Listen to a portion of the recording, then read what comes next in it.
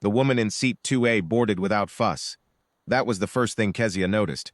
Not the coat, which was good wool and well kept, nor the small carry-on handled with the ease of someone who had done this 10,000 times. It was the quiet. The woman moved through the first-class cabin, the way certain people move through the world, as though she had every right to be there, and no particular need to prove it. She settled into 2A, set her bag beneath the seat ahead of her, and drew a folded letter from her coat pocket. She did not open it, she simply held it, the way a person holds something they have carried a long time. Kezia was in 3B, her first time forward of the curtain on any flight, a work trip she still half believed was a mistake in her favor. She was trying not to look too interested in everything. She was not entirely succeeding. The flight attendant came through from the front, Dana, her name tag read, silver hair pinned back, a manner that said she had been doing this since before some of these passengers were born. She checked the overhead bins, greeted the couple in 1A and 1B by name, and then stopped at 2A. "Ma'am." Her voice was pleasant enough, but Kezia caught the half-beat pause before it.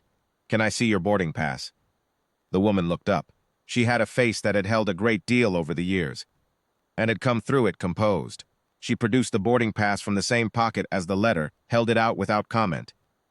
Dana looked at it, then looked at it again, not a glance, a study. "This shows 2A first class."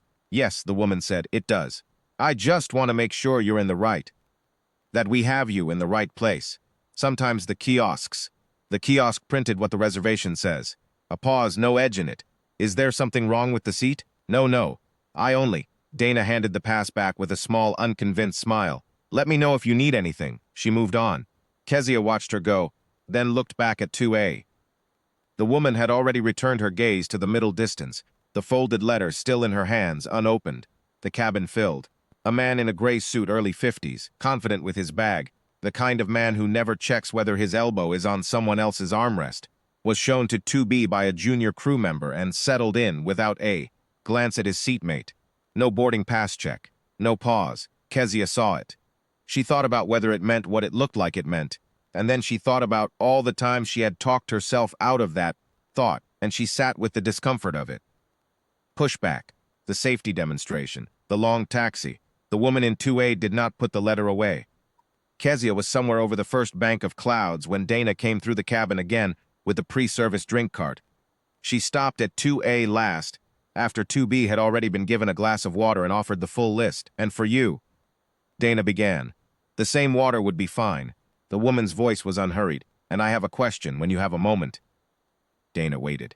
"The passenger beside me." She did not lower her voice. "He was seated by your colleague without a boarding pass check. I was asked for mine twice. I'm wondering whether that's Caldwell policy or whether it's something else." The cabin was not silent. The engines were too steady for that. But Kezia felt the quality of attention in the rows around her shift. The man in 2B had gone still. Dana's expression held. "We check boarding passes if there's any uncertainty about." "About what?" the woman asked, gently, as though she were genuinely curious. Dana did not answer that. The woman reached into her coat and unfolded the letter. It was not a short document. It was typed on paper that had yellowed only very slightly at the edges, and at the bottom of its last page there were 2 signatures and a notary's seal. She held it out. "My name is Miriam Elias. My husband was Raymond Elias. He signed the original operating agreement that became Caldwell Airways 31 years ago. You'll find his name above the second signature there. When he died 14 months ago, his stake and his seat on the founding board passed to me. I have flown this airline on every anniversary of that agreement since the year it was signed." She said this without pride and without menace, the way you state a thing that is simply true. "I am not asking you to know who I am. I'm asking you to look at that document and tell me whether your uncertainty about my seat has a policy basis or whether I should speak with your purser."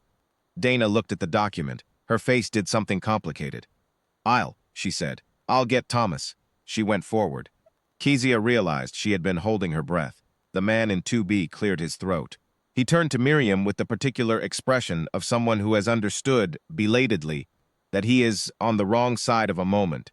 "I didn't. I'm sorry if you were seated," Miriam said simply. "That's not your fault." The purser came aft from the galley. Thomas, mid-40s, a steadier face, and read the document where he stood. He read it twice.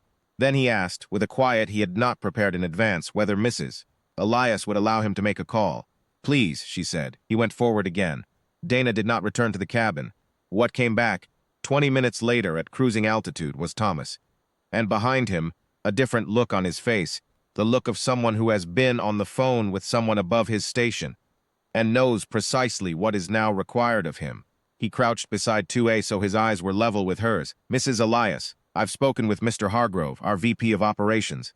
He sends his apologies and asks that you accept his personal call when we land. Dana has been relieved from customer service for the remainder of this flight, and the incident has been formally logged with our compliance team." He paused. "Mr. Hargrove also asked me to tell you that the founding board is being notified today." Miriam received this with no change in her expression. "Thank you, Thomas. Tell Mr. Hargrove I'll take his call." "Yes, ma'am." He straightened. And then, Kezia would remember this part. He did not go straight back to the galley. He stood there for one more second, the document still in his hand, and he said, "Your husband's name is on the wall at our operations center in Terminal C. I've walked past it 100 times. I didn't know." "Most people don't," Miriam said. "Raymond didn't need them to." Kezia had not meant to speak, but she heard herself say from 3B quietly, "I saw it, what she did to you. I should have said something earlier." Miriam turned. She looked at Kezia the way you look at someone who has cost themselves something small but real in order to do right. "You said it now," she said. "That counts." The woman across the aisle, 2C, who had kept her eyes on her magazine through all of it, folded it closed. She said nothing, but she folded it closed. The man in the window seat behind Kezia leaned into the aisle for a moment, looked forward, and leaned back. Small movements. The kind of movements a room makes when it has made up its mind. The letter went back into Miriam's coat pocket. She settled against the headrest and looked out at the clouds and the grief on her face, which had been there all along. Kezia now saw, quiet behind everything else, did not go away. It was not the kind of grief that goes away on a flight, or in a year, or perhaps ever. But there was something else beside it now. The particular ease of a person who has done what they said they would do. Raymond Elias had built a thing that lasted. He had asked his wife to carry his name in it after he was gone, and she had carried it. Not as a weapon, not as a shield, but the way he would have wanted, steadily, with dignity, with the plain expectation that it would be enough. It was enough. When the wheels touched down and the cabin lights brightened, and the usual sounds of landing filled the air, Miriam Elias was the last one to stand. She buttoned her coat, lifted her bag with the same unhurried hands she had boarded with, and walked toward the front of the plane. Thomas held the door. "Safe travels, Mrs. Elias," he said. "And you," she said. And she walked off into the terminal, past the wall of founders' names, without looking up at it. She already knew it was there.